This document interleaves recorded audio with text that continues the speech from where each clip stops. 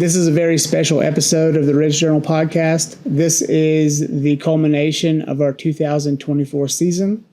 There is a wide variety of shows to pull from for this end of year highlight, but I wanted to give everyone a chance to see the very best of what we did this year. I had so many personalities on the show.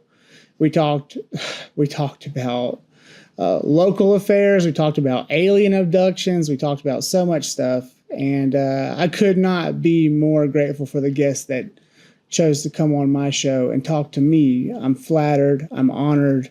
And I just want you to know that we appreciate you. The Lloyd family, my wife, my kids, my mother, we're very thankful for all of you for showing us support through these times. We've had a wild ride. 2024 hasn't been easy. From natural disasters to an election cycle that seemed to never end.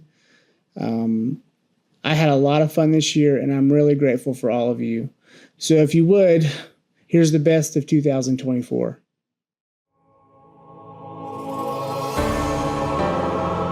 You're listening to the Ridge Journal podcast with Josh Lloyd.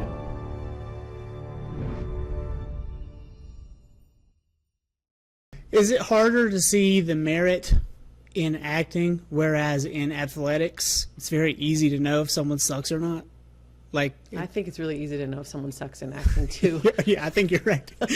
I mean, I think if you watch them and you feel uncomfortable, or you think, wow, they don't know what they're doing, or you get pulled out of the character, I think if you watch them and you're convinced that they're the character that they're supposed to portray, I think it's super easy to tell who isn't good. Did you take over Asheville Junior Theater, or did you start a brand new thing? I started a brand new thing. Because I was under the impression that there was an AJT before when we lived here in 2010, but I don't. No, I mean there's other theater companies in town, but AJT was new. Okay, well that's kind of nice though. You didn't take over something that was already broken. No, but there are theater companies in town who are doing things differently than I do. You know what I mean? Mm-hmm. So I don't know. There's some broken things who I'm just trying to, everybody should have their own lane, but I'm also trying to bring something new to Asheville. So I think you're doing a great job. Once when I got to Shasta, I was with a car full of people. I got out of the car and 2 light ships just buzzed right over our head, and I was all excited. And everybody said, "What are you excited about?" It's like, well, those ships. And it's like nobody saw them. Nobody but you. And they can do that. They can, like an ET can walk up to you and you might see it and nobody else does. I mean, they can affect your consciousness that way. The more advanced races, of course, because they're light years more advanced than we are. Do you think there are people here on Earth who don't know they're ETs? That have their brain cleared so that they can have a more unique, authentic human experience? I think probably shitloads of them. According to Dolores Cannon, a lot of people are ETs. Well, then you have that conversation of old souls versus new souls. Yeah. And I feel that... basically humans are ETs. I mean, we're made out of stardust. We're made out of DNA from other places. Well, I just feel like... But it's been going on for a long time. From a young age, I've had friends, and I'm like, man, I'm just not even on their level. They're younger than me. Yeah. Even though they're the kids today are just remarkable. I mean, some of them are stupid kids, but there are kids today that just know everything. Mm-hmm. Yeah. And you think that again, that's why I wouldn't send my kids to school, because school's going to teach them that all that shit's bullshit. But the kid knows. I mean, I've walked up to 3 and 4 and 5-year-old kids and said, what were you in your past life? And they'll tell you. Until their parents say, oh, that's silly. My friend Adam and I were talking, and he was saying that his kid, when she was 2, was speaking in some weird Chinese dialect. They do that. And he was like, what's your name? And then she's like, Zhu. And he's like, no, your name is so-and-so. Enter American name here. And that was, it's like, the funny joke we had was someone's literally blown up in Ukraine, and then they pop out some other woman's vagina immediately after in America, and they're someone else's kid immediately after they die. It's usually not immediate, but they say that kids up to the age of 6 or 7 can switch souls. So the kid that you had at birth might not be the kid that you end up raising. Wow, that's weird. Because souls are very fluid at that point, kind of like they are with animals. Animals can come and go. So the souls can change based on the parents and what the soul needs. Based on the soul, yeah, and it's all about what the soul needs. And the soul might need those 3 years with you, but don't need the next 50 years. Well, with but you. then that's kind of weird how you explain like the enlightenment of someone in middle age too. Because you can meet someone who was a real hard-nosed motherfucker from 20 to 40, but then they have some great enlightening moment, whether it involved mushrooms or not, and then they're night and day a different person. Right. And so does that mean that like they still have the history of that person and that body in them? Yeah. But their soul itself is metamorphosized into something different. Right, sure. Eckhart Tolle actually talks about that. He's not one of my favorite people, but in his first book, he talks about getting so drunk and on the floor and depressed and just wasted that there was nowhere else for him to go. So he woke up. And that was his waking up story. The weird thing after that is then he gives you all these different ways to wake up, and it's like, dude, why don't you just tell people to drink a lot and get depressed? I mean, that's how you did it. Let's be honest about So it. hit rock bottom. Yeah. Yeah. Yeah, and that happens. Yeah. You see some people, once they realize they're in the nosedive, they just go head first. Yeah, Like my friend Chad did, and he died. right. He's like, he literally, I know what was going through his mind when he saw the fentanyl inside the heroin. He said he had 2 of them, and the first one looked bad. He shoves it into the trash can real deep down inside it so no one would find it. And then he sees the second one, and he's like, it still looks bad, but not as bad as the last one. Let's do this anyways. Even though he knows that like there's a 50-50 chance that like heroin is going to kill him. Right. He's like, well, let's just see what happens. Right. And that's that nosedive, and he left this earth. Yeah. You know? One would say that there was a contract there and it was his time. Yeah. Pornography is killing testosterone. How? It is literally one of the worst things that a man can consume that's going to affect him in every single area of his life. Does it like just make them come faster? Is that part of the problem? It creates a false expectation. Okay. And it does so in the most dangerous way possible because men don't even realize it. It's one of those things that because it's so mainstream in this day and age and it seems like it's so widely acceptable that guys are literally ruining their marriages, ruining their relationships without even realizing it. Yeah, well, I stopped even looking at it a long time ago. I still catch it on Twitter. I don't mean to. I'm like, oh, but because it serves to you, Certainly can. Yeah. Certainly can. It serves to you on Twitter. Like if they, for whatever reason, they think that you're interested in some porn star's feed, it'll show up, Yeah. But it's because it is literally everywhere. It's all consuming. Like you can't get away from it, especially if like you curiously look at one thing, then that all that work you did to exit out, Yeah, it's gone. all gone. It's all back. Yeah. All it takes is one click, and Yeah. that's what I think also just what adds the extra level of danger. I have this weird thing about serendipity, and I listen to a lot of near-death experience podcasts. I've listened to probably 1,000. I got like really deep into that one time, just like Yeah. for a few months of just. It's really good to hear them, and they're all like there's this weird silver lining of truth to each one.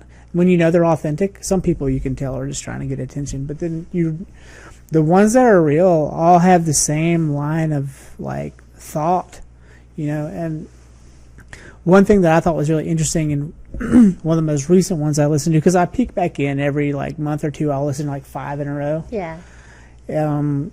They were saying that our children choose us. It's not we choose to have children. We do, I guess. But what they were saying is from the other side, the astral plane, the beings there are all looking for families. Yeah. And I don't know how true that is. It could be a bunch of woo-woo. But, after listening to that, I said to my oldest, I was like, Eris, did you choose us to be your parents? And she's like, yeah, I saw you and you had funny hair. And so I was like, he's my dad. That's amazing. She said that like, she's 6. And so, But still. but like she can very quickly go into that mind of make-believe and just pretend that that's what happened. And or maybe she's saying something really weird that's true. I don't know. Right. Kids are super spooky. Yeah, I mean, maybe that would be maybe the one thing I could go back and say is like, don't conform so hard, because I was such a goof kid. I was just out there. We didn't have kids until I was 35, and I mean, it's not like we weren't trying. Right. We weren't. We weren't. You were practicing a lot. We weren't trying, Right. but we were definitely in the mood, and. You know, my one thing, I would go back to 26, and one, I would give myself a whole lot of professional advice. But the first thing I would say is, like, don't wait so long to have your kids, because once my oldest was born, it opened up a whole new treasure chest of skills Right. that I didn't know I had. Right. And then also I was able to kind of like realize my more true life purpose. And so, no offense to motorsports and anyone in it, but as a videographer, my passion isn't racing. My passion is filmmaking. Mm-hmm. And so I found myself going around in circles a lot, but there was no thrill for me Right. because I wasn't in the car. Right. I was just like watching people go around these tracks over and over again. And each year was another, it's called musical chairs. So there's a certain number of videographers, photographers, and there's a certain number of racing teams in the region. Mm-hmm. And you're vying for the racing teams with money, which that also limits you, Right. to hire you to follow them that year. Right. And so that's a gamble in its own, because in the first race of the year, they could crash and then you're done. Right. And Yeah. then those guys are just not going to pay you anymore. Right. They're not going to pay you to film them sitting. Gotcha. And so I don't know, like once Eris came, I realized that like 2016 was my last event, and it was Road Atlanta, Yeah. Global Time Attack. And I was like, this is making me unhappy. And I wasn't sure why, but I realized that I was going around in circles, but then two, there's more to my career that I needed to unfold, and I could not unfold that unless I slowed down and didn't take, because, you know, when you're doing the events every year, it's like event, Yeah. you can't. And so Eris caused me to slow down. For 3 years, I mean, I was just under her, and I was local. I was just doing work locally for like Schifferobe or something. Cool. And I was also unhappy doing that. But come 2020, I was able to kind of go, okay, well, now I'm really slowed down. What is it that I really hope to accomplish? And it was this whole conversation piece that I was missing.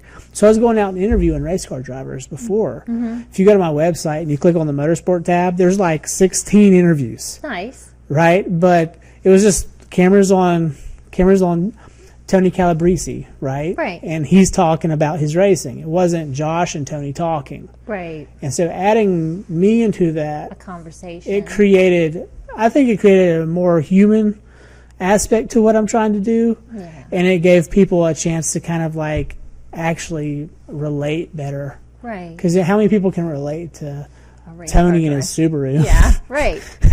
Not many. Yeah, it's a Right? niche. Yeah. So I don't know what kicks in scary situations with me, but it does. yeah, There's just something that's ingrained in me that your when there's training an almost. emergency, I'm automatically, even as like, my mom has always told me I've always been the calming one of my family in an emergency situation.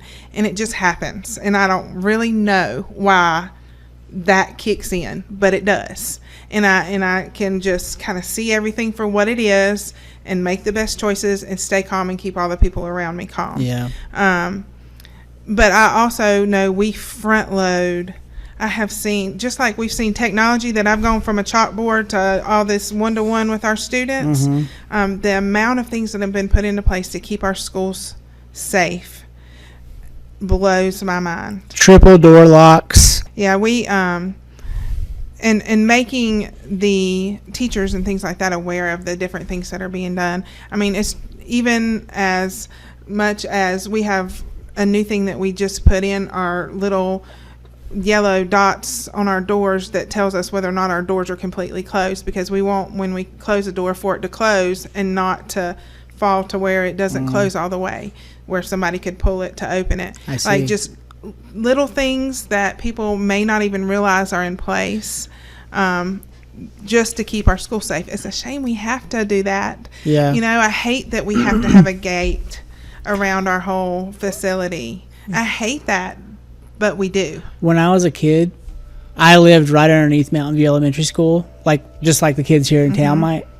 And latchkey, I was in the 1st and 2nd grade, same age as my daughter now, and I would ride my bike up the cul-de-sac and into the property and then go into my class by myself. Yes. No gates, no locked doors. You know, and then I would ride my bike home alone, and I would be home for 2 hours before my mom got back from the middle school.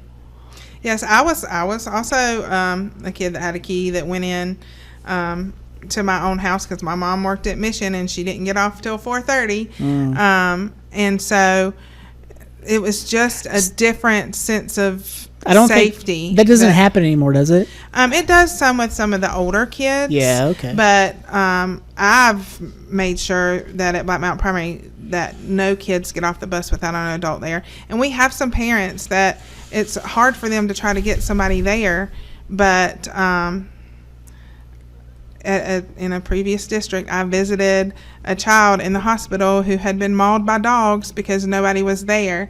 And that was my point, that I was like, no, we will see an adult. Yes. No exception.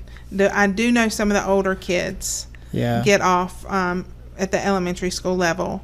But I think most likely they are being seen go into their house. Yeah. But that an adult's not there. But it's almost a sacrifice parents just have to make now. No questions asked. I agree. And I mean, my kid's a car rider. She's begging to ride the bus.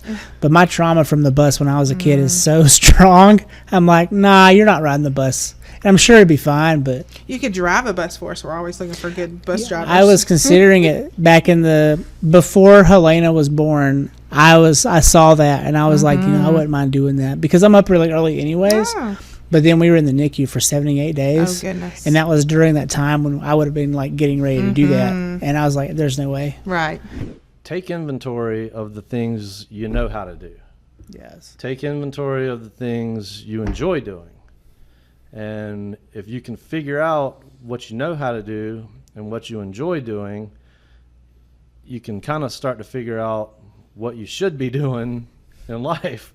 And, easier said than done for a lot of people, but, I knew how to do some graphic design. I had a background in, advertising, so I knew how to promote things. I had the ability to write, so I could, write descriptions of stuff that sounded good. And then, the biggest thing with anybody, and I'll say this too, this is pretty important, is most people do just barely what it takes to get by doing their job. I know, I hate that. Yeah. And so this is like a problem for me. Yeah. Because you and I are both entrepreneurial at heart. And when I'm out in the real world dealing with people at like the rec league or something, they are all that way. Yeah. And they only do enough to get by. Yep. And they don't want to return emails. They don't want to talk to you about a problem you have. How do you manage this? So, well, I say if you're one of the people that wants to do a little bit more than what it takes to get by, you will stand out and you will be invaluable to whatever business you're working for. And when you're running your own business, you don't have a choice. You got to be disciplined every day to get up and that's been me go since and, 04, 05. Yeah. But we are invaluable and we know we're invaluable. But when you come to the people who are 9-to-5ers, give me my paycheck, I want to go home. Yeah. They see you as a menace. They see you as problematic. I don't know how to install that in someone. I think you're either born with it or you're not. Yeah. But then also when you're in these environments, you find yourself prickly. Yeah. And everyone's like, you can't have sharp elbows. And I'm like, I don't have sharp elbows. I just literally am doing my job. Yeah. The best idea I have, and the post office in Swannanoa is excellent. They're my buddies. I go visit them every day. I go to the post office in Swannanoa to deliver my stuff instead of Black Mountain just because I love them so much.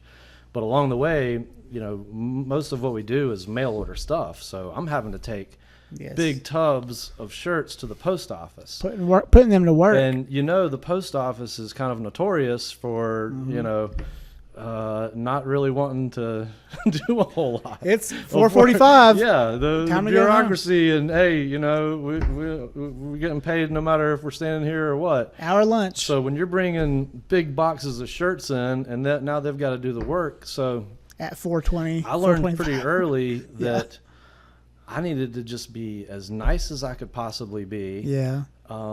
Be open about myself and my life, just like really try to form a personal bond with these people that I'm seeing on practically a daily basis. Yeah.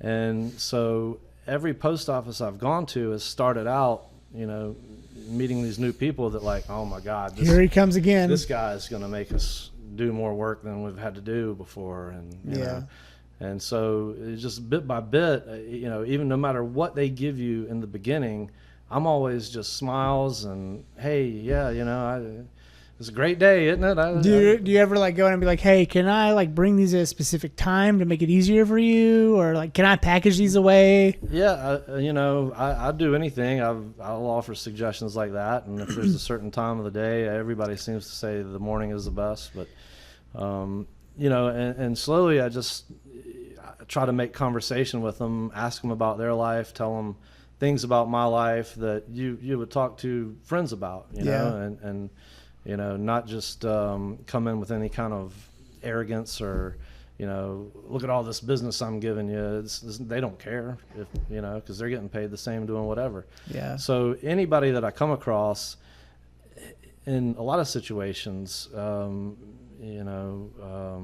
recently trying to rent an Airbnb, and then we changed our plans, but there was no refund policy, and or somebody tells you something you don't like, they're expecting you to be kind of an ass to them because that's what they get from most people. But if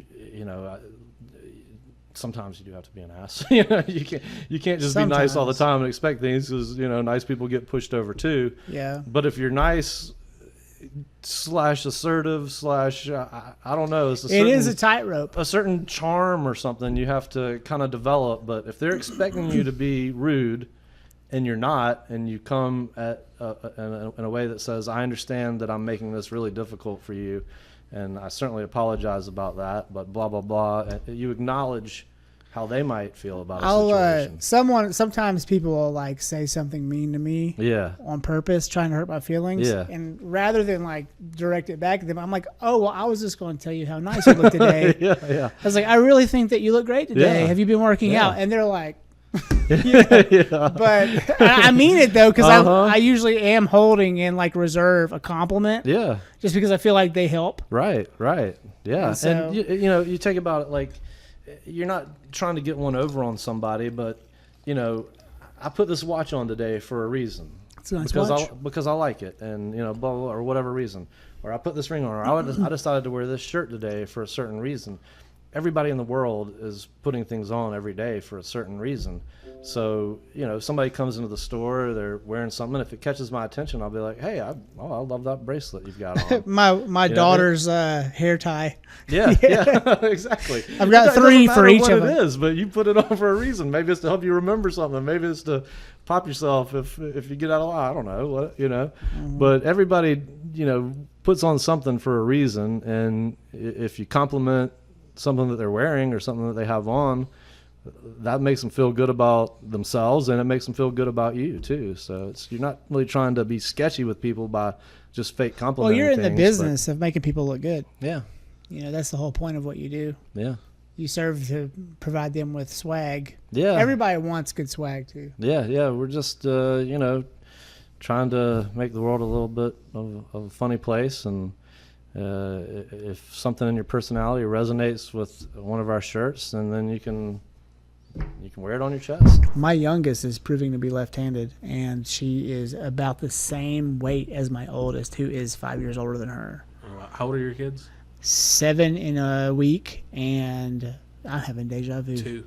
and 2. I just had deja vu, bro. Like, straight Crazy. up. I have With- deja vu a shitload. I dreamed this 2 years ago. I have deja vu a lot. I dreamed. And I have sleep paralysis. You were in it. That's crazy. I don't even remember it until just now. And then you keep talking and you feel it and you're like, it's like this thing that goes up your spine. And it's like, it's happening exactly how it happened. I got to shut up or Exactly. something's going to happen. Yeah, Dude, that's crazy. But anyways, I wonder what deja vu is. That's so weird. I think deja vu is a sign that you're right where you're supposed to be. Or maybe it is the time travelers joining us in the room. So lately, since I'm really scaling up and like progressioning into like an enlightened state as an older man now. I'm 42. Right. And like I'm seeing deja vu way more frequently in my life now. And my theory is that you live this life until you get it right. Right. I'm probably going to die again and come back as me again. And then I'm going to meet you again in like That's crazy. another timeline, same time but different. And I think that we're all going through this progression. Maybe I'm full of shit. I don't know. I'll ask the. We'll know we're in the right timeline when the next time I come here. I got like rock hard abs and just like freaking speak perfect. Well, you should probably go get your testosterone checked and just see where you're at on levels. Yeah. And also measure your taint length. I think that's important. I've been drinking a lot of bull semen, When- and I heard that if you butt chug it, it actually does better for you. When you grab the space between your asshole and your balls, do you have about that much room? Right. Or do you think you have about like that much room? Man, I don't even know. I don't go. That's no man's land. I don't go there. Dude. Just measure it with your hand. If you can fit your whole palm on your taint, you've got a good sized taint. That means that your plastic consumption isn't so bad. Plastic And that consumption. and So you're saying you shouldn't eat the Mountain Dew bottles? they're saying that plastic consumption shrinks your taint. Damn. So the consumption of any liquids in plastic, any foods in plastic, shrinks your taint. But it's not going to necessarily shrink your taint. It's going to shrink your kid's taint. Ah, damn. So like you're going to procreate, and because you kept eating out of a microwavable bowl, your kid's taint's going to suffer for it. Wow. Yeah. Damn. I'm gonna have to apologize on my You deathbed. so now I'm sorry. Your go. taint. You need to go home and measure each of your kids' taints. Sarah's gonna be like, "What the fuck are you doing?" I'm like, "Just shut up." So depending on your plastic consumption from baby 1 to baby 3, you might have a problem. Damn. So like your youngest is getting the shortest taint length, and so that makes them trans. No, Right. that's no. Here's the thing. I'm kidding about my that. kids have progressively. I think with each one, that kid has more testosterone. Testosterone. Like they're like, oldest one's like the lollygagging theater kid. Yeah. Middle one's like the redhead. I like cars and shit. And then like the youngest one's like, I don't give a fuck about any of y'all. You know. And it's like, and he's only like almost 2. That's great. And so, yeah, I don't That'd know. be fun. But yeah, my Plastic. youngest is 2, and my oldest is 7. That's so funny. The whole taint thing. That Yeah, was that's my actual favorite. science, dude. That's crazy though. But they're seeing that really tiny taint lengths are happening more in Indonesia, Yeah. like Indochina area, and and they were making a correlation to the lady men, the lady boys that are over there. Right. That's The all because of the plastic. They're saying this because of a high consumption of plastics in their diet, Right. particles of plastic. And I mean, who's to say? But Yeah. Damn. scientifically proven data there on and you know, I mean, plastics can't be good for you.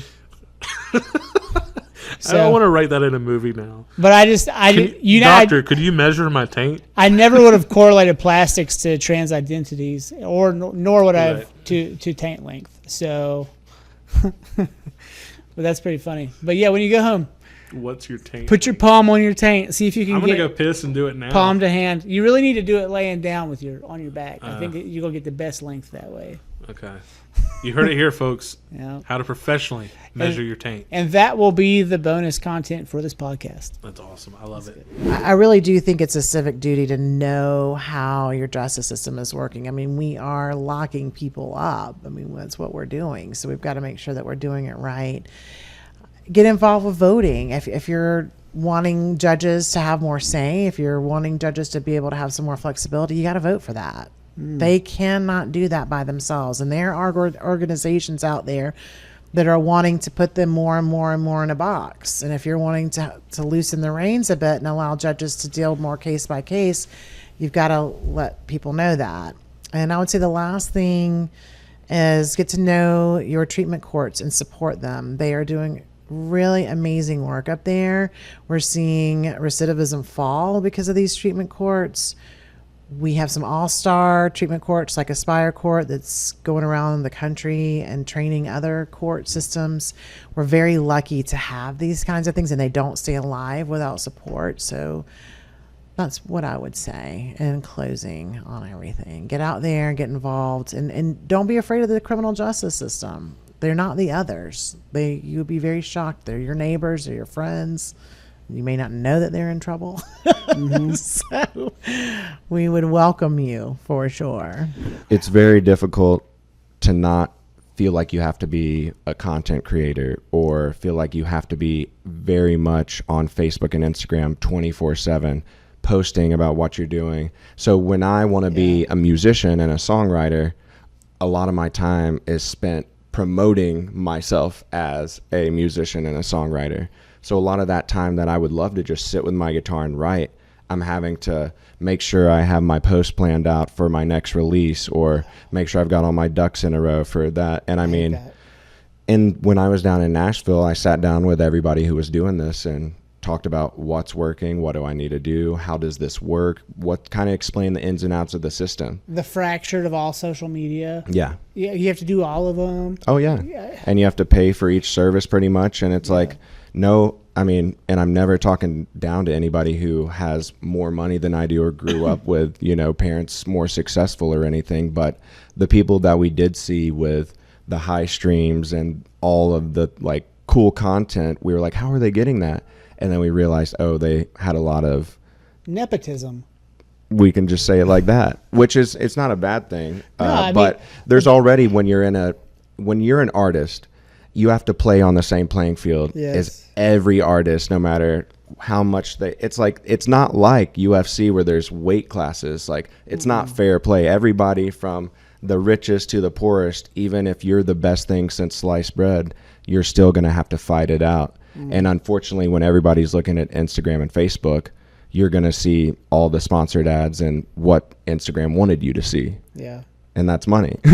So it's finding that happy medium. And especially for me, trying to like go against the grain and still do it in a natural way and more of a hit the road, play the shows, travel to the small towns, get out there. I still have to find that happy medium of I do need to post and I do need to be active, because even as superficial as some of it is, there is a lot of true connection that can be had online. Yeah. But there's a very thin line, and as soon as you cross it, that's where I'm like, just doesn't feel right to me anymore. All right, let's say you live in the Star Trekian era. Yeah. The golden age of Jean-Luc. Yeah.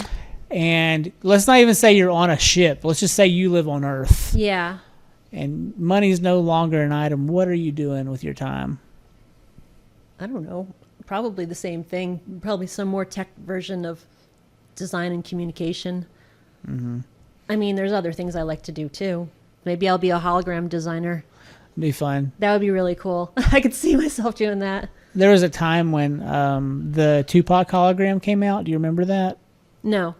All right. So they were using the equivalent of clear wrap, and it was a really long clear wrap. Okay. And it was set at an angle, and it was going across an entire stage, and it was pulled taut. It was pulled tight. Then they were projecting Tupac onto that clear wrap. Yeah. Right? But Tupac had been cut out of the scene and put into like a blue screen environment. Then the blue screen was negative filled, meaning black, Yeah. behind him. So it looked like he was on the stage Yeah. that he was actually rapping on. And then they took a very long, powerful long throw projector and threw Tupac to that laminate to create the illusion of a hologram. And then Snoop Dogg came up on stage and they rapped together. That's cool. It was beautiful. I would like to see that. Yeah. Well, I immediately knew what they did. Yeah. I was like, holy shit. Yeah. And I knew that if I wanted to create like a diorama in a shoebox using clear wrap, I could have done it on like a smaller scale if I really wanted to. Yeah. So I was looking at how to get it done, and I was like trying to figure out how to like reverse engineer what they had accomplished. But then I got to that wall of where I just couldn't afford the cost to get the long throw projector and then do all these Yeah. things. So there's no money involved. Yeah. And I was like, man, that'd be cool just to start doing that. Really. Yeah. But then you think, well, how are they going to do it in the future? Like, because there's the one thing that makes it not a true hologram is the clear wrap itself. It's tangibly there. Yeah. A hologram would just be you there right now. I think, to answer your question, I think that would be a good answer. I would be a hologram designer. I really would. I Yeah. think I'd like to do that. The science behind it is really intriguing. I would like to do all this. I would like to design like all the scenery and the story and the people. It's not too late to pivot. And I think we're going there now. I mean, we're only a few years away from that. Yeah, it's being never real. too late, You could just start doing Minecraft stuff and see what happens. There's only so much time during the day, but Yeah. I had like that cultural shock when I got to Oklahoma and I see people in the classroom in pajamas. Oh, yeah. Well, see, that bothered me too. Coming through, I remember this girl, Libby. I'm like, put on some regular clothes. Do you own a pair of jeans? She'd be in her slipper socks and her pajamas, wearing like yesterday's sweater. Her hair wasn't done. I'm like, take some pride in your appearance. You're probably all dressed up, weren't you? Always. Yeah. Always. I think there's something that's lost here that you guys still have, and I think that matters. Here I am in a t-shirt talking to you, but you know what I mean? Like, you don't need to be in a three-piece suit, but kind of brush your hair, take a shower, please brush your teeth. Yeah. Just stuff look. like, yeah. You just wear something you don't normal. need to have a suit or, just dress up nicely. Take some pride in your Yeah. appearance. I know. I wish it were that easy just to get people to do it. But do you think that we're going to have a universal basic income? Do you think that's something that we can actually survive on? If we can find a way to replace Social Security with UBI, yes. Well, for me, like in my instance, with my work ethic and my interests, I found that the universal basic income I was provided during COVID, it created the studio. Yes. And I did something really good with it. And there's two schools of thought on it, right? There's you take it and you run with it and you pursue your passion, or you take it and you sit on your ass. And I think it kind of worked against them because I'm talking about them on my show, and we're talking about all the things that the deep state's doing wrong. But really, at the end of the day, this all trickled down from the deep state. The decision to furlough people, the decision to call us unessential. Yeah. All this came down from the top, right? And then so I take their money that they give me, which they asked for back. You had congratulated me for getting my money back, I think, at one point. But I had to like hire a lawyer to make sure that they didn't take the 30 grand back or 20 grand back. But that money paid for everything in here to happen, given I had some from jobs. But this build was, let's call it a $12,000 podcast studio. And I built that with the money I made off the furlough. Right. And so I was very frugal. Sure, as you should be. It's not an infinite trickle supply of money. $400 a week isn't much. No, it's not. But it's something.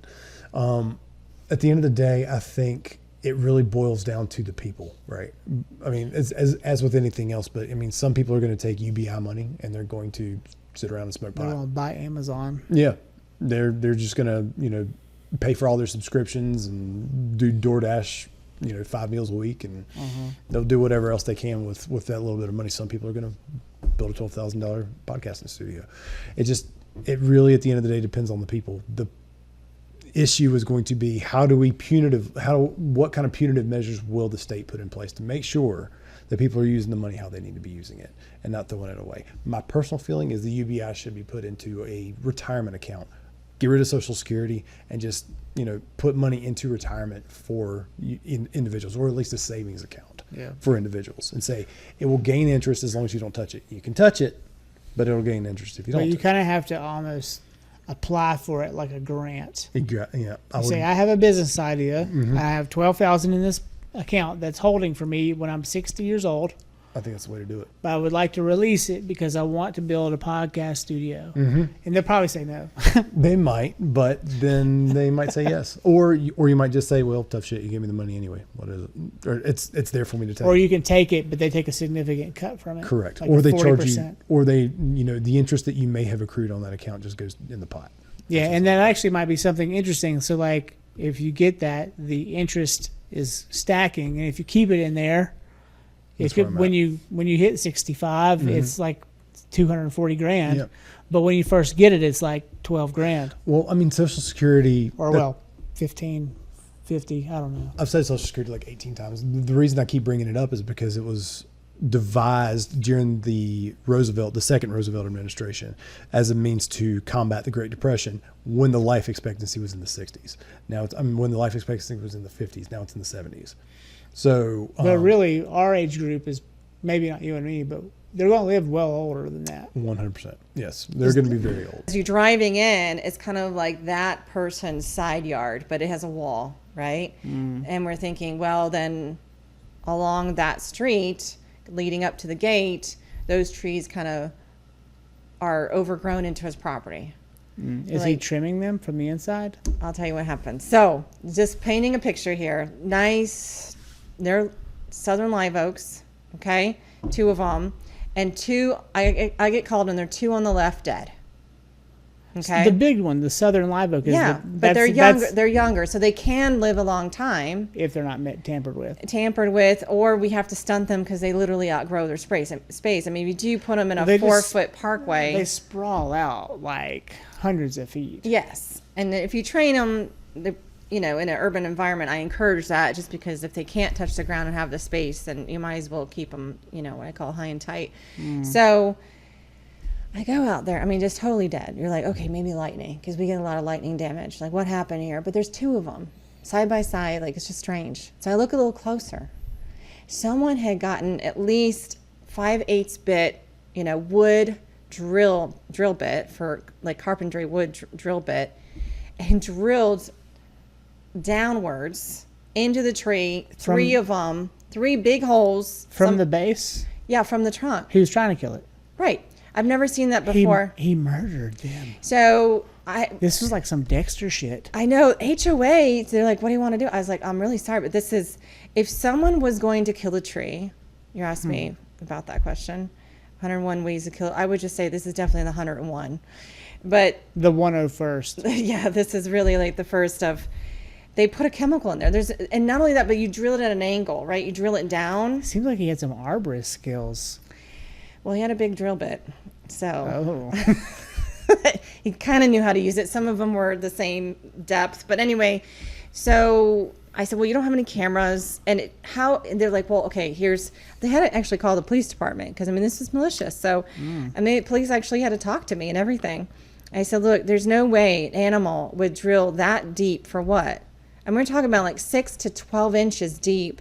At an angle, and 3 of them, not just on one tree, but 2 of them. But you can see it was actually done with a tool. Yeah, I mean, and exactly, it had to been a tool because it was like really routed out perfectly. You're not just an arborist; you're a private investigator. It does feel that way. I have a lot of friends who fought in Vietnam. A lot of friends, and I didn't serve. I was too young. And they would tell me stories. Some of them would. Some of them would not talk about it at all. But I met people who did.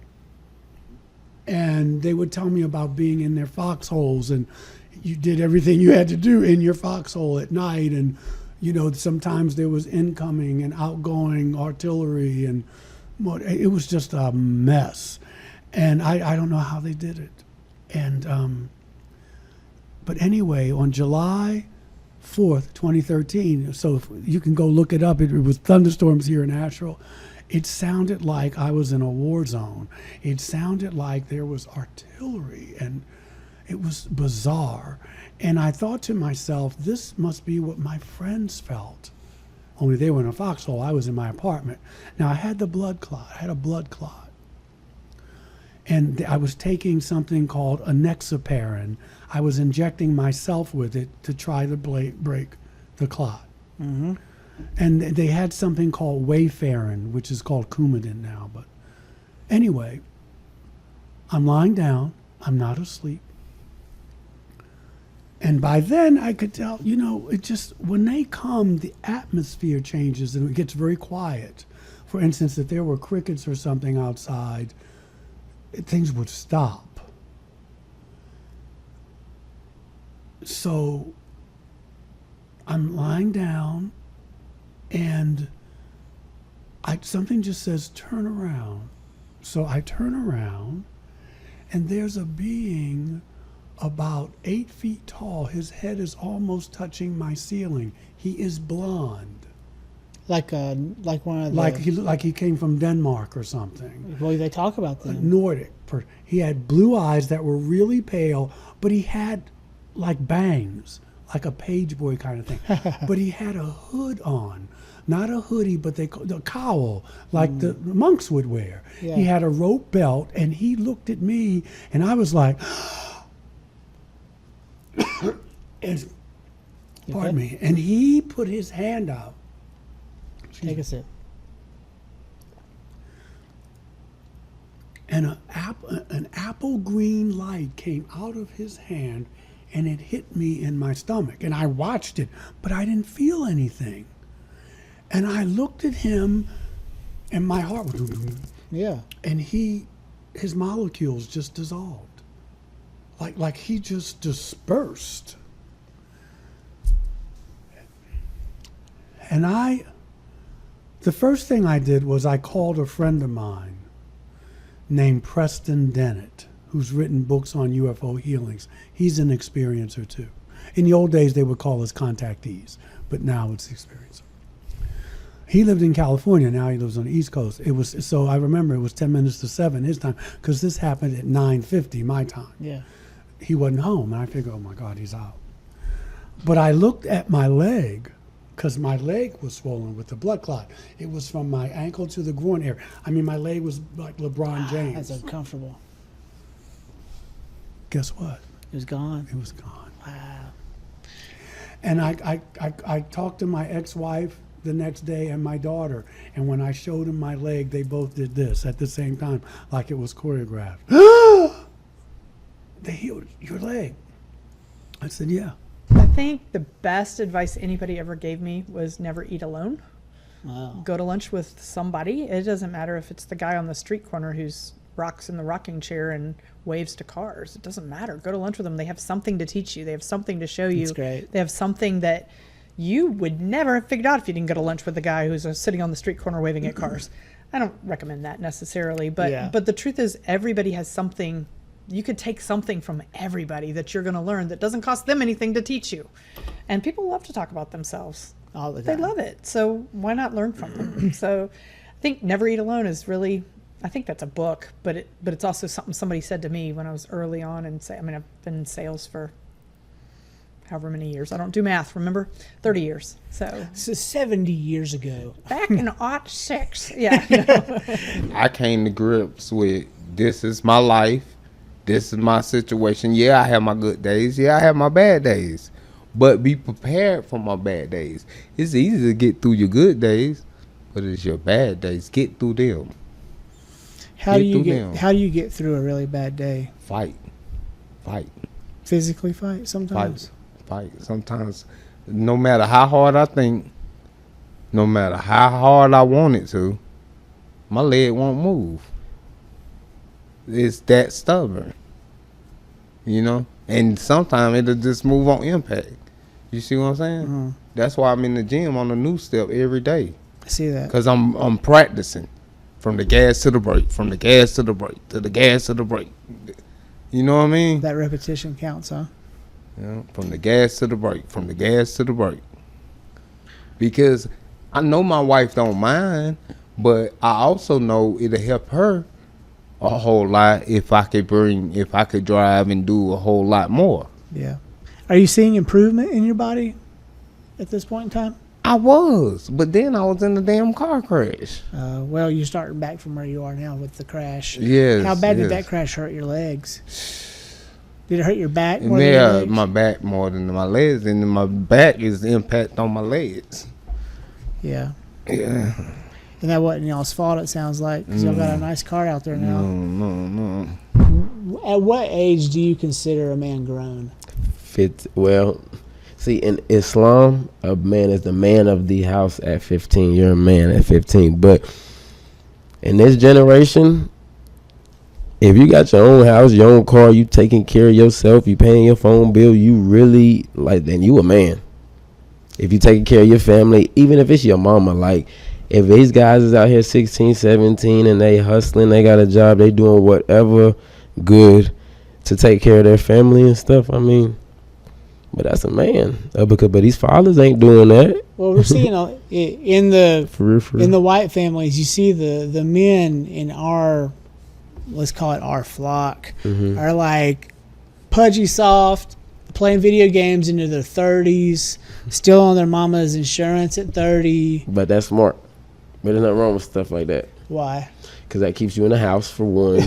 It keeps you out of trouble. It's true. Your mama's insurance, she's been driving for longer, probably don't have a record, so it's going to be cheaper for insurance. You feel me? It's just... Interesting perspective. I've had this same phone number since, like, middle school. I have the same phone number from middle school. And it's like, I've been on my mama's plan since middle school. Of course, I didn't pay it in middle school, but of course now I'm grown and old, and I still, like, I pay it, and it's still in my mama's name. But that was part my of phone. that severance was really hard for me when I came out of college, because I did get on my own, and I did pay for my own phone bill, and I did pay my rent, and it was really hard. I mean, I was paying like upwards of like $2,400 a month just to keep things going.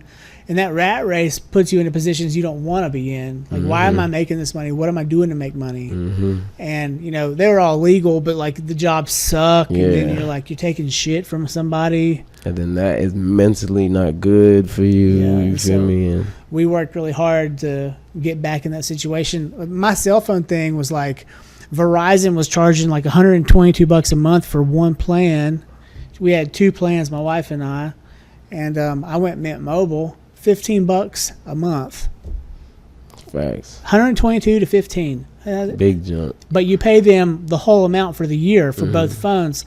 They get like $300 from me, and I have a phone for a year. It's 2 payments on Verizon. Dang. You know, and so like little things like that really helped us get right. And in 2020, I was able to become debt free outside of the mortgage. That's what's up. Yeah, man. Thank you. For sure. That's what's up. I have this question came up for me, and it's like right in line with something I was remembering a dream when you were talking. I had a dream a while back where I was driving down North Fork, Right Fork to come home, but aliens were here, and they were putting dampening fields on me, and I kept wanting to fall asleep driving into my house here. This was in a dream. A you dream. say? This is a dream. It felt really real, though. It felt there was also a CVS on the mountainside. Never mind that, but it felt very real. The ship was hovering over the CVS, literally within like a buckshot of my home here. And in my dream, a dampening field was trying to put me to sleep. In my dream, it was trying to put me. I could feel myself going to sleep. What kind of field? I'm not familiar. A dampening field. It's just like putting pressure on you to like lull you into slumber. Okay. And so it was a really weird sensation for me because I was already asleep, but I was going to sleep again in my dream. And so that was like super spooky for me. The question that I have here is, how do you differentiate a dream and a real visitation? Anyone? Yeah, and I talk about that a bit in my book, Initiation. That's, shameless plug here, but it's for experiencers. We'll throw it up. What I and talking to other experiencers, well, I had a dream that I had a visit, and they do, many of them know how to manipulate time, space, that kind of thing. But let's say I had a dream that I was in here. I was in my living room, and they visited me. Usually, if everything in your dream is the same way it is in your home, like the sofa's right there, the refrigerator's over there, your beer can is over there, and that happens in your dream, that's usually not a dream. I see. That's usually that they did come. So like the signifier for me would have been the CVS on the hill doesn't exist, so it was probably a dream. But that doesn't mean it wasn't real. Got it. You see, there's a difference. Yeah. Can you differentiate that though for us, for the layman? People who have had dreams, women, have dreams that they haven't had sex in years. They have a dream of an ET person having sex with them, and they wake up and they go, oh my God, it's a little traumatized, but that was a dream. And then they find out that they're pregnant. And they say that can't be, because That was just a dream. that was a dream. The birth of Jesus. Yeah. The angel comes. And then how many Dream other like. stories have we heard of? Yeah. So just because it's a dream in this context, Yeah. doesn't mean it's not real. Now, your average kind of scientist or researcher may say that's not possible because of the Newtonian physics of it or what have you. But that ship has sailed. And so we're realizing now two things: that mostly everything we've been taught about history was wrong, Yeah. and that we live in a very, very populated universe, Mm-hmm. which will then make you question what your idea of God, and that something can be true and not real. A dream can actually and not real. And that's this new consciousness that's coming, not for everybody, but we're starting to learn that now, and to rethink what we've been told. That's the change in consciousness, that we're open more. And if you're open, then you're open to what? To possibilities. And that's what, and you're going to have that old paradigm. When I first started talking about this 25 years ago, I was the only minister talking about it, one of very few ministers, and that I knew of. And my more evangelical conservative brothers and sisters would not talk about it, stand down, I'm demonic, all that kind of thing. Yeah, I got And that then too. some years later, and I consider it progress, they do talk about it. But now they talk about it in language of demon and stuff like that. I'm not mad at you, because before you wouldn't even talk about it at all. To me, that's progress. But what a difference 25 years makes. In regards to the smoker specifically, which is something you mentioned, you want to help 100 people quit smoking in 2025. Mm-hmm. I think you could do it if you really want, but they're going to have to want to quit. Exactly. You can't wish you could quit. In the case of the smoker, I can tell you from experience that psilocybin does not help you quit smoking. Correct. It actually makes me want to smoke. Okay. And I love a good cigarette when I'm on mushrooms, Okay. to be honest. And then you do your thing. But Mhm. that, my wife specifically is a smoker. Mhm.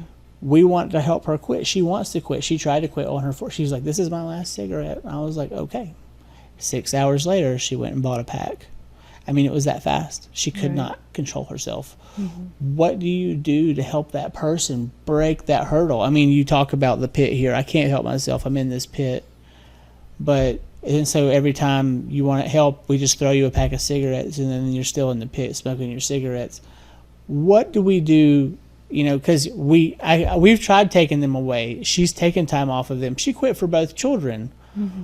But it was absurd the moment she was clean and clear of smoke. It was like she wasn't even addicted anymore, but she brought herself to become addicted again. She tried to make it happen. She's in an environment that she learned how to do that. I mean, we don't come into the world smoking a cigarette. No, well, I mean, she's when did second she start? generation. When did she start? 12. 12. Maybe teens, early teens. Early so. teens. So she. But her mother was a smoker. Her mother was a smoker. Mother's not living, correct? Not to call you out. No, she's alive. Oh. Not to call you out, Terry, but Hey, we're Terry. talking about it. We love you, Terry. Love you. It's okay. Yeah. And Terry, you probably started at a young age too, didn't you?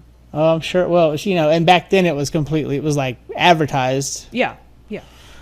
They had it advertised. It was the 60s. Well, and not to mention they actually said doctors recommending it. Yeah. And, yeah. she was probably smoking way young. Right. And who knows, it may have been gone way, way back. Mm-hmm. So it's just something that she learned to cope with in that environment. Mm-hmm. It's just a strategy that she's learned, that now that she has come into a different place, the old ways that she had of coping, and of course now they make it to where to be accepted is a thing like that. A lot of people start smoking because it's cool. Yeah, I mean, a lot of people do whatever it is that they do. I started smoking when I was young because I really enjoyed it. Mhm. It had nothing to do with being cool, although it did make me feel cool. Of course it did. I wasn't a cigarette smoker, though. I was a black and mild smoker. Okay. And I thought they tasted so good. And Mhm. it was like the next best thing to, it was like really, it was really fun. And it gave me a buzz. And, you know, when it's new. Everything is new. Yeah. And you're like 16 and, you know. Mhm. And I just really enjoyed smoking cigars. I was a connoisseur of it. I would go to the mall and go into it was the cigar The humidors. humidors. Mhm. And I would just sit in there and I felt at home in there. Mhm. Were you by yourself? Yeah. Isn't it wonderful? I remember I was at an event, not an event, it was a vacation, Christmas vacation with my son. And we were out on St. John's Pass in Florida one Christmas. And I'm sitting there with my son, and we're all outdoors eating fish and chips at the beach, and it's beautiful. And this guy just gets up out of a table that's had like 6-7 people, and we're sitting right next to him, and he gets up. Somebody says, "Where are you going?" He just holds his packet of cigarettes behind him and just goes off and disappears. Mm. And I thought to myself, you know what? We need to have something in this world that we can just hold up and say, I need a break from humanity for a while. And that's what the cigarette became. Of course it did. Yeah, for a lot, my wife especially. Yeah. And for me, and the weed too. Although I will say that at this point in time, I think I really prefer a cigar. Okay. Instead of the cannabis. Although I will also tell you that we partake regularly. It's not that great. What's really not great is the store-bought stuff is really toxic. Mm. Even the Trinity Farm stuff, I think that the THCA has more chemicals in it than cigarettes did. Mm. And when we go find a properly homegrown cannabis that is made with love, and we have a friend with MS who grows, and he grows a very special medicine for himself. Mm-hmm. That does not do what those other cannabises do. Mhm. It's actually a much more smoother sensation, and you're with yourself, you're present, it's okay. But even still, like, anxiety comes from smoking at this point in my life. And I don't think it's healthy, especially for sleep. And I could smoke right at this, like you and I could share a joint, and tonight I would be like, I can't sleep, right? And I would like wake up having like a small panic attack, small, not big. Mm-hmm. But for me, I just think, you know, sobriety is probably going to be the answer that wins the day for me in my next 2 decades. However, as my girls get older and they become more aware of things and they will be curious, I'm not going to be the one to shun it. I'm going to welcome it and then explain to them what they are and what they do, and then give them a really solid education on those medicines, because that's what they are. And those are more closely aligned to medicines in my mind than anything that Big Pharma is bringing to the table today, because they're of the earth. Okay, and the way Carlos grows it for his MS is exactly that. And then the mushroom is the same. I'm not a fan of LSD. I'm not a fan of MDMA, acid, any of that stuff really. And I shy away from all of that. The homegrown stuff, though, I really like. And it should grow next to my tomatoes. And I think that it would probably taste better. And my tomatoes, too. It probably would. Yeah. Yeah. You were talking about turning the Bilo into a recreation space. That was a huge... My wife barks and begs about making that Bilo a recreation space. Well, one of the things, and I have talked to Randy Jameson, he is the real estate man down at Ingalls. Yes. And we've made some offers, but there again, Ingalls is very difficult to deal with on real estate. They think it's made of gold. Yes. No matter what real estate it is. Well, that But Bilo anyway, property might be. But at least we're moving in that. And since then, 2 things occurred. Number one is that the Hemphills, who were an old family in Black Mountain, Arthur Joe Hemphill used to be the chief of police here in Black Mountain, and his wife. When they died, they left us about 40 some acres. There is a water tank. If you go out of Black Mountain Okay. On the right, past whatever rents, and you look up on the hill, there is a big water tank. Okay, we call it the Hemp Hill tank, but that was on their property. They gave us all that property from there to the top of the mountain. Wow. Then another group, Black Mountain Ventures, went ahead and gave the town all the land behind Bilo's across the river. Yes. And that is another 22 acres. We're looking about 69, almost 70 acres of land there. Randy Jameson has gone ahead and already agreed that we go ahead, that they will grant us right away to come across the river from that land onto our greenway. Yes. Because we have a greenway there that I worked out with. I've been back there. And so don't know where that is with the attorneys, and especially now. But anyway, the point is it's all starting to move, and maybe one day we can do it. I think it's been pushed down the road further because of what's happened here with the flood. Well, I mean, but that would be a fabulous place for us to just the whole Bilo area. There are a lot of people who talk very big about bringing in, like, because the cycling community is so big here, they want to bring in like a velodrome to the area, make this an Olympic training area. Right, and then they even had aspirations to one day try to bring a Summer Olympics to Asheville, which isn't so far-fetched if you think about how big Asheville has gotten. You got a dream. And Asheville was just they just did the tennis, they just sponsored the tennis World Cup or whatever a few years ago. That was millions of dollars in advertising right there that they spent. Yeah. And I'm thinking, well, if they're going to do that, then how far off are we from an Olympic bid, which would be probably 30 years from now? But, I mean... You got to plant the seed. That's one of the things about being a farmer. I've always enjoyed, because you know that you plant it today, you can't expect anything tomorrow, but somewhere down the road, you get a payback. But even if we were just in an Olympic training space, we're at elevation. You know, you can come up here if you're a cardio-based athlete and you're running or you're cycling. You're at elevation up here, and then you go down anywhere, and you're going to be at an advantage. You know, they're doing it in Boone. They might as well do it down here too, and so. There are a lot of things like that we could look into, as opposed to just the normal bricks and mortar. Yeah.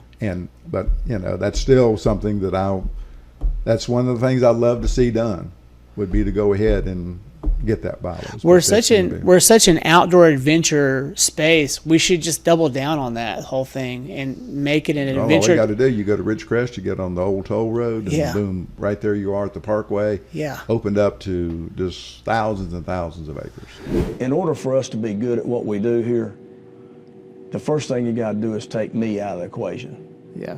The me, the I, you know, it's because in the triple option offense, it's not always going to be one guy. It's some nights it may be the quarterback, some nights it may be one of the pitchbacks, some nights it may be the fullback. You know, and so if you're worried about, I always tell the kids, are you more concerned about being all conference or a conference champion? Which one means the most to you? And so if they say a conference champion, then we got the right mix to run what we do. You cannot be worried about individual statistics. Well, what we do. The one thing that I've noticed, when a player does get signed to play college ball, they get timid on the field because they know they've got a future ahead of them, and they're afraid they're going to get hurt, like in high school level. Right. And then Ryan was saying, he's like, I'm kind of concerned now because he's like injuring himself left and right. He's just like getting out of the hot tub, random stuff like that. He's like, I'm concerned I'm going to hurt myself now because I'm clumsy. And I was just like, you can't think about it. You just have to play as hard as you can. You can't. If you get it in your mind that you're going to get hurt, you're going to hurt yourself. Those are the ones that do get hurt. Yeah. The ones that play reckless and relentless and don't think about that kind of thing, those are the ones that usually make it through a season without getting hurt. Well, it's Einstein's E = MC squared, because you're the mass putting the force on someone versus someone else hitting you. That's correct. Yep. And you know, it's the old, do you want to be the hammer or do you want to be the nail? Be the hammer. You want to be the hittee or the hitter? Yeah. You know, which one you going to do? And usually the one that's exerting the force on somebody is the one that don't get hurt. It's the one that plays the hardest is usually the ones that avoid injury. Now, I mean, it can happen to anybody, as you know, but still, you just, you know, we can't get all wrapped up in the college scholarship thing. If you're a hard worker and you're a good player and you're great in the classroom and you got a clean social record, and you keep your social media sites clean, you do the right things. Okay, basically is what I'm talking about. Do the right things, and then train towards what your goal is. Then you got a good chance of playing, and it doesn't matter what you run. If you're a good football player, Josh, they're gonna find you. Yeah, they're gonna find you. And I just interviewed Nick Basil from North Lincoln, the head coach there, and he was like, this is the time of the year where if your kids want to go play basketball or they want to wrestle, this is when they lose. It's the kids who really want to see this sport through to the end who win the championship. Yeah. And so if you have a bunch of kids who are good at basketball or they just don't want to play football anymore because it's such a slog, because it is. Sure. I mean, you're playing 18 games a season. Sure. That really wears on you. You know? Of course. Absolutely. And so he's like, it's the kids who really want it who are going to go long and deep in the playoffs now. Sure. Well, I had a student reach out to me who I taught over a decade ago, who I gave permission for an assignment in a classroom, an English classroom, teaching high school English, and my assignment was to keep a journal. Oh, that's fun. I had that assignment too. And I still keep one. She was a writer. She was a quiet person, but she was also a very passionate person.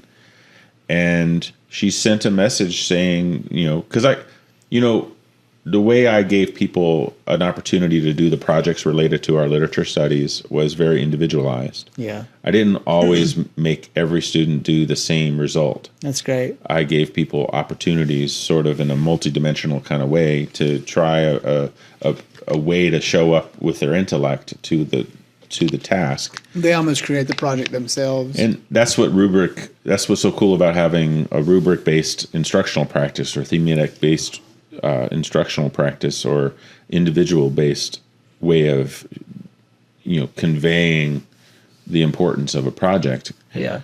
Because for someone to really reveal their passion, they have to be accountable to themselves. So my job was always to find a way to understand how someone can be really accountable to themselves. Do you miss teaching at that level? No, not at all. Tell me why. That was a very quick response, by the way. Yeah, no, I don't. I mean, you said something earlier that was really kind of in line with this. So the last 6 years, almost 7 years, I've been retooling my gifts as a facilitator of learning.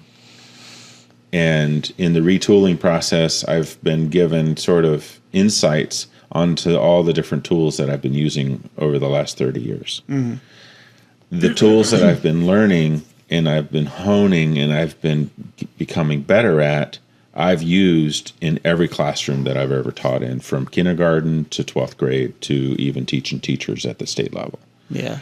So now that I'm in transformational coaching, I'm noticing the retooling is simply using similar tools that I've learned a long time ago as a passionate educator. Just adapting them. So for me to be able to show up in my most authentic self now at this crossroads of my life, I have to accept that the past is gone. Mm-hmm. I mean, it has memory. There's artifacts of the past here and there, but I can't hold on to that past story, because I need to be building and I need to be present in the current story. Mm-hmm. So I did have some years there in this the first couple years after I left the classroom that, oh man, is this the right choice? And ultimately, because I've retooled and I'm using the same skills and I'm using the same qualities, I'm still teacher. Again, thanks for watching. That was a lot of fun. I can't wait to do it again in 2025. We're going to have more guests on the show. If you would please like and subscribe to my channel, I would really appreciate it. We're not stopping. We're going to keep going. I'm 83 episodes in. We're going to make it to 100 and continue. So anyways, I'm Josh Lloyd and you're on The Ridge. Thanks for watching.